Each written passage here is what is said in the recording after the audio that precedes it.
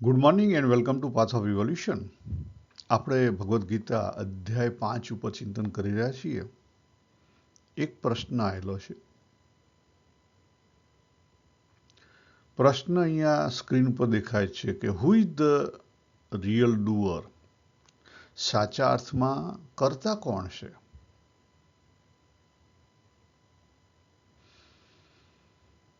તો આનો જવાબ બ્લેક એન્ડ વ્હાઇટ શક્ય નથી.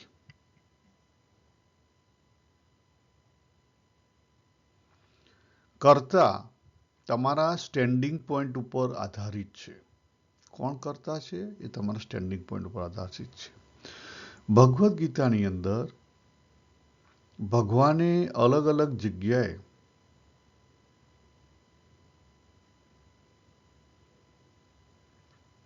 અલગ અલગ તત્વોને કરતા બતાવ્યા છે.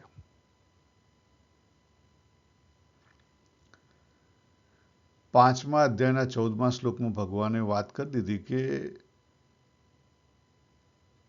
એ કર્તૃત્વ ભગવાનને લઈને નથી, એ કર્તૃત્વ પ્રકૃતિ સ્વભાવને લઈને છે.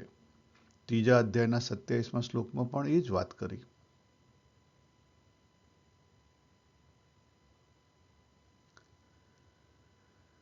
અઢારમા અધ્યાયના 14મા શ્લોકમાં ભગવાને 5 હેતુ બતાવ્યા જેના દ્વારા કર્મની સિદ્ધિ થાય છે. 5 કારણ બતાવ્યા, એલિમેન્ટ બતાવ્યા. આપણે ડીપર એમાં નહીં જઈએ કારણ કે જ્યારે આવશે ત્યારે આપણે જોઈ લેશું.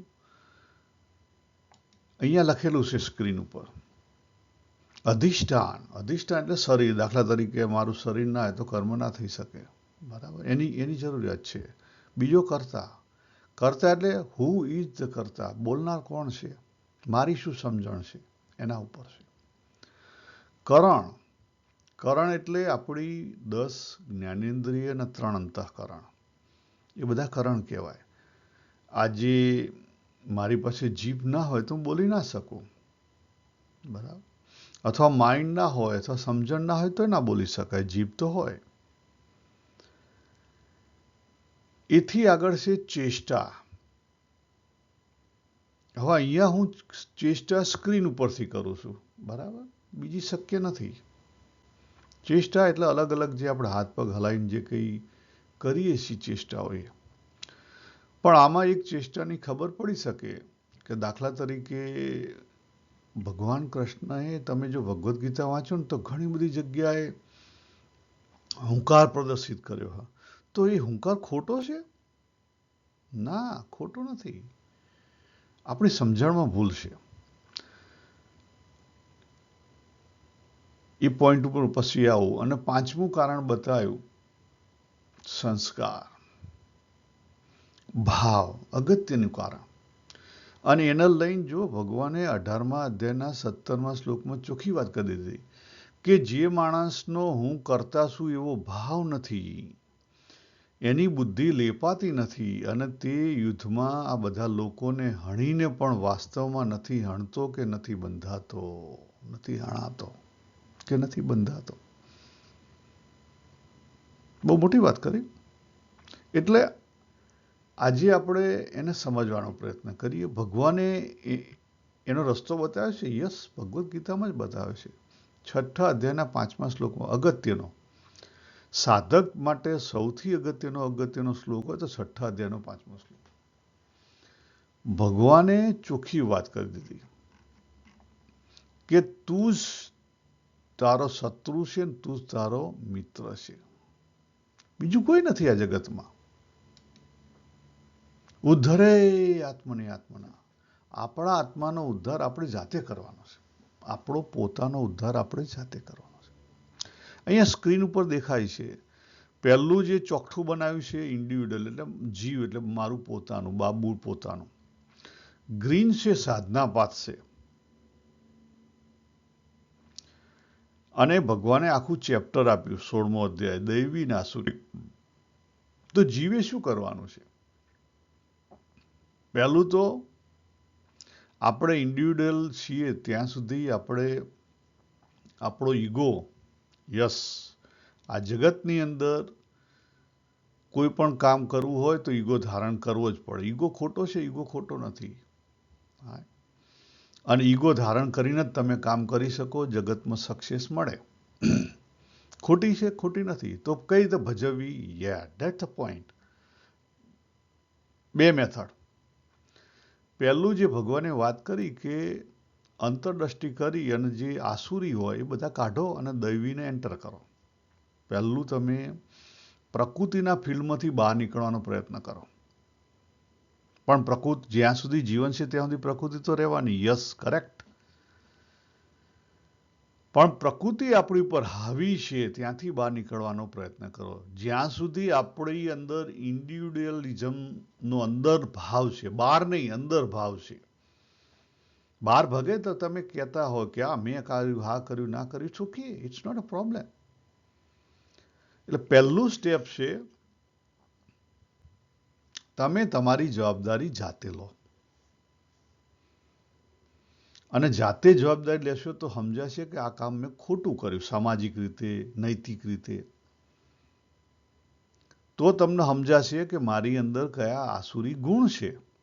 તો એ આસુરી ગુણ કાઢવાનો પ્રયત્ન થશે અને તો દૈવી ગુણ આવશે. સમજી લીધું? પહેલી વસ્તુ. એટલે જ્યારે શરીર સાધના હોય ત્યારે સમાજની શરીર સાધના હોય, નૈતિક લેવલે શરીર સાધના હોય કે સ્પિરિચ્યુઅલ લેવલે શરીર સાધના હોય, આપણને ઈગોની જરૂર પડે ને પડે. તમે જ્યાં સુધી ઈગોનો ઊભો ના કરો ત્યાં સુધી ઈગોને મૂકી ના શકો. તમને વિચિત્ર લાગશે પણ આ સાચી વસ્તુ છે. જેટલો તમારો ઇગોઇસ્ટ સ્વભાવ હોય, રિબેલિયન સ્વભાવ હોય, એટલા તમે વધારે ઝડપથી પ્યોર થઈ શકો.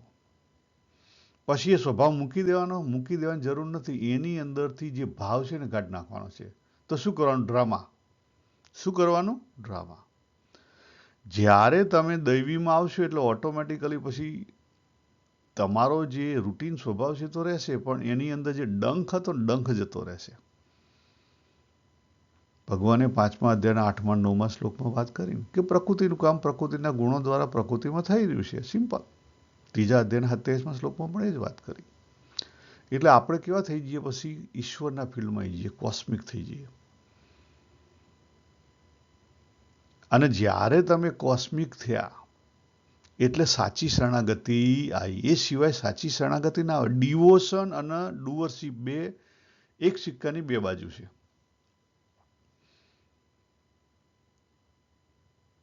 તો જગતની અંદર ડુઅરશીપ નહીં દેખાશે, પણ તમે જ્યારે સમષ્ટિમાં આવી ગયા ત્યારે તમે ઓટોમેટિકલી તમારી જે ડુઅરશીપનો ભાવ છે એ નીકળી ગયો.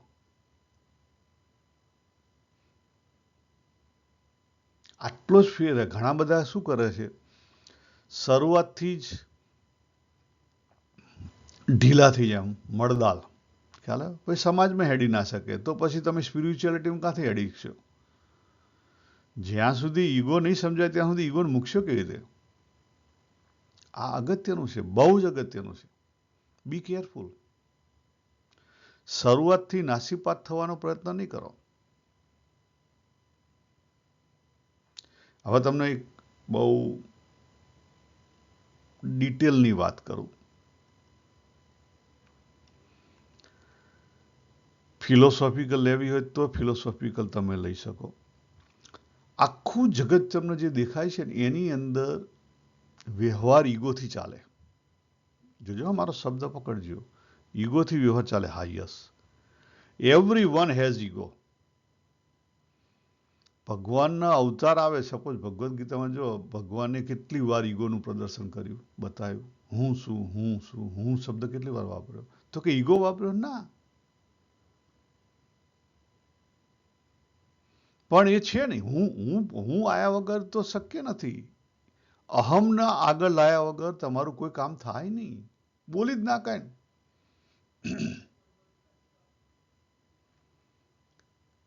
તો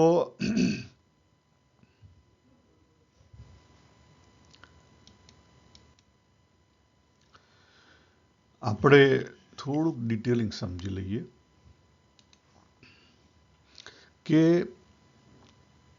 જેણે પણ આ જગતની અંદર દેહ ધારણ કર્યો છે, ઇન્ક્લુડિંગ જેને આપણે સગુણ બ્રહ્મ કહીએ છીએ. અહીંયા દેખાય છે મૂવમેન્ટ, જે પહેલી મૂવમેન્ટ થઈ એ પહેલી મૂવમેન્ટની અંદર બે તત્વો ઊભા થયા, પુરુષ અને પ્રકૃતિ. એ બંને તત્વથી ઈગો ઊભો થયો, અહમ, એનો અનુભૂતિ ચાલુ થઈ. તો આપણે ત્યાં કહેવાય છે કે જે ગુણ છે, ગુણની જેટલી શુદ્ધિ એટલી અહમની શુદ્ધિ. એટલે જે આપણે અહીંયા અક્ષર તત્વ બતાવ્યો અથવા પુરુષ તત્વ જે બતાવ્યું, એની અંદર પ્યોરિટી ગુણની કમ્પ્લીટ છે. તો ઘણી વાર એ શબ્દને આપણે શું કહેવાય, શુદ્ધ સત્વની જગ્યાએ બિયોન્ડ ગુણા, ગુણથી પર એવી વાત કરીએ છીએ. એટલે ગુણાતીત કહીએ છીએ આપણે સાધુને. ખ્યાલ આવી ગયો શા માટે ગુણાતીત કહીએ છીએ? ખરેખર ગુણાતીત એટલે એમાં ગુણ નથી, છે પણ એની અંદર બધા દૈવી ગુણ છે ભગવદ્ ગીતા પ્રમાણે. એટલા માટે એને એ વર્તે છે કેવી રીતે, ગુણોથી પર વર્તે છે, એટલા માટે એને ગુણાતીત કહેવામાં આવે છે. તો એની અંદર પ્રકૃતિ નથી, છે પ્રકૃતિ પ્યોર થઈ ગઈ. આટલું જ સમજવાનું છે. આગળ જોવું હોય તો તમને આ જે સ્ક્રીન છે એ મદદ કરશે.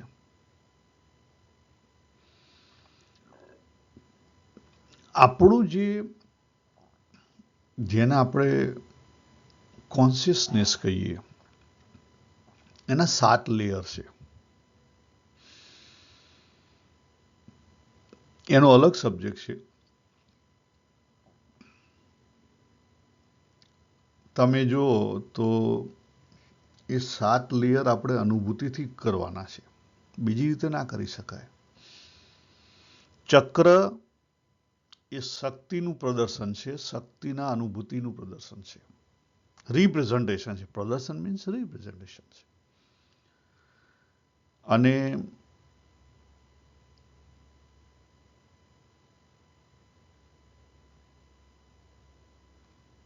પોંડિચેરી આશ્રમવાળા શ્રી અરવિંદો, એમણે પણ અલગથી 7 લેયર બતાવેલા છે. આ જે સૂક્ષ્મ શરીરમાં જે ચક્ર રહેલા છે ને, એનાથી પણ આપણે સમજી શકીએ કે આપણા કયા 7 લેવલ છે.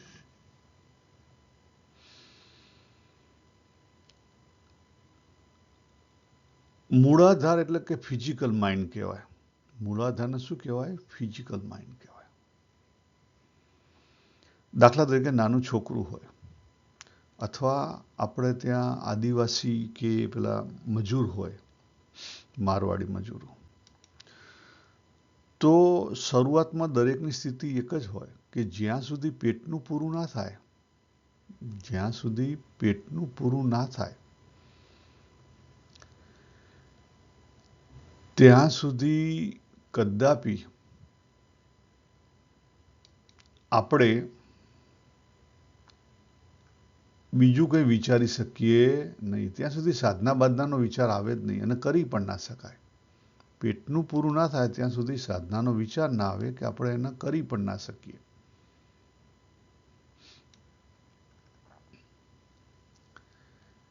બીજું છે સ્વાધિષ્ઠાન, એટલે આપણો દેહ. દેહની અંદર શું છે? દેહના ફિલિંગ છે. ફિલિંગ એટલે રસ. આખી જે ભગવદ્ ગીતામાં રસની વાત કરી છે, રસ. જો પણ એક એવો છે સીસરો, ફિલિંગનો રસ છે. ખરેખર આપણો ડીપર રસ નથી. ફિલિંગનો રસ પ્રમાણે આપણે જીવન જીવીએ છીએ. અને ત્રીજું છે મણિપુર, એટલે ઇમોશનલ, જે આપણે કહીએ ઇમોશનલ માઇન્ડ, એ સ્વાધિષ્ઠાન છે. મણિપુરા એટલે લોજિકલ માઇન્ડ, એ મણિપુર છે. Egoism, logic. આ 3 ખરેખર આપણું જીવન છે. તમે જુઓ તો આપણે આ 3ની અંદર જ જીવતા હોઈએ છીએ. જ્યાં સુધી આ 3ની અંદર છીએ ને, ત્યાં સુધી માનવ અથવા અસુરમાં છીએ. માનવથી દૈવીમાં નથી ઉઠ્યા. કાં માનવ છીએ કાં પછી અસુરમાં છીએ. હજી દૈવીમાં ઉઠ્યા નથી.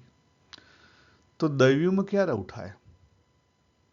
દૈવીમાં ઉઠવા અનહાતાથી દૈવી શરૂઆત થાય. અનહાતા જે ખરું હૃદય ચક્ર, એ ડીપર ફિલિંગ છે. શું છે? Deeper filling. જ્યાં આપણે જે વાત કરી સમષ્ટિની આપણને શું થાય? એક્સેપ્ટન્સ થાય. જેને આપણે કોસ્મિક માઇન્ડ કહીએ. શું કહી શકાય? Cosmic mind. સમાજ વ્યવસ્થા એનું એક્સેપ્ટન્સ થાય. પછી આવ્યું વિશુદ્ધ. વિશુદ્ધ શુદ્ધિ, વિશેષ વિશેષ શુદ્ધિનું. એટલે ઇન્ટ્યુએશન માઇન્ડ. શું કહે છે આપણે? એને શું કહેવાય? ઇન્ટ્યુએશન માઇન્ડ. ઇંગ્લિશમાં એને ઇન્ટ્યુએશન માઇન્ડ કહેવાય. આપણે હિન્દીમાં એને સહજ માઇન્ડ કહેવાય. સહજતા, સમતા, સહજતા જે બધી વાત થઈ ને બધી વિશુદ્ધની વાત થઈ. અંદરની શુદ્ધિની વાત થઈ. અને અંતઃકરણ શુદ્ધ થાય પછી શું થાય? આજ્ઞા ચક્ર, થર્ડ આઈ. ત્યારે વિવેક ખુલે. વિવેક માઇન્ડ. શું કહેવાય? સહજ માઇન્ડ ચાલુ થાય પછી વિવેક પ્રદર્શિત થાય. પહેલા વિવેક પ્રદર્શિત થાય નહીં. વિચાર કરો. અને પછી છેલ્લું સહસ્ત્રહારા. એટલે તમે માઇન્ડથી પર અથવા શુદ્ધ માઇન્ડ. કેવું? શુદ્ધ માઇન્ડ અથવા માઇન્ડથી પર. તો આ આજે આપણે ખાસ કવર કર્યું. ડુઅરશીપ કોની છે? ડુઅરશીપ સ્ટેન્ડિંગ પોઈન્ટ પ્રમાણે લાગે. એટલે આ ભેદ સમજજો નહીં તો મુશ્કેલી થશે. આપણે અહીંયા પૂરું કરીએ. સર્વેને જય શ્રી કૃષ્ણ. હરિઓમ તત્સત. હરિઓમ.